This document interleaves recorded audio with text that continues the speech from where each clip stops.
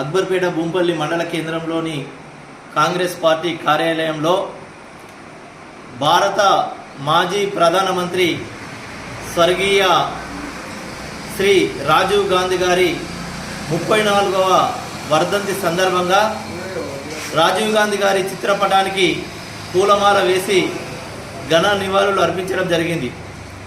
ఈ భారతదేశంలో ఈరోజు ఐటీ వర్ధిల్లుతుందంటే దానికి కారకుడు రాజీవ్ గాంధీ గారు.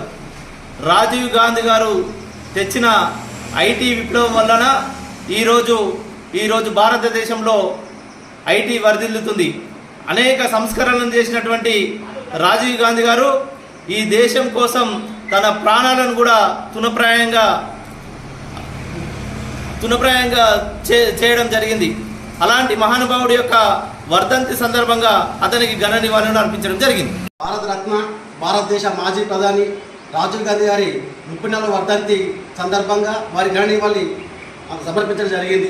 అక్బర్పేట భూంపల్లి కాంగ్రెస్ పార్టీ ఆధ్వర్యంలో అతి పిన్న వయసులోనే భారతదేశానికి ప్రధానమంత్రి అయి గొప్ప సేవలు చేసిన గొప్ప వ్యక్తి రాజీవ్ గాంధీ గారు.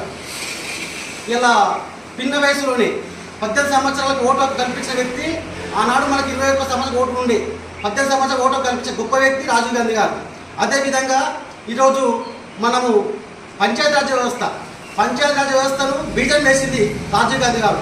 ఆ పంచాయతీ వ్యవస్థ వల్ల గ్రామ స్వరాజ్యం కోసం మనం పోరాడుతున్నాము. గ్రామ స్థాయిలో లీడర్షిప్ తయారైందంటే ఇలా రాజీవ్ గాంధీ గారు కృషి వల్లనే.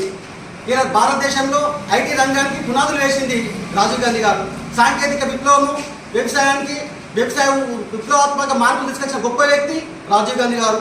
అదేవిధంగా మహిళా సాధికారత కోసం కృషి చేసిన గొప్ప వ్యక్తి రాజీవ్ గాంధీ గారు. వారి ఎనలేని సేవ చెప్పుకుంటూ పోతే ఎన్నో ఉంటాయి.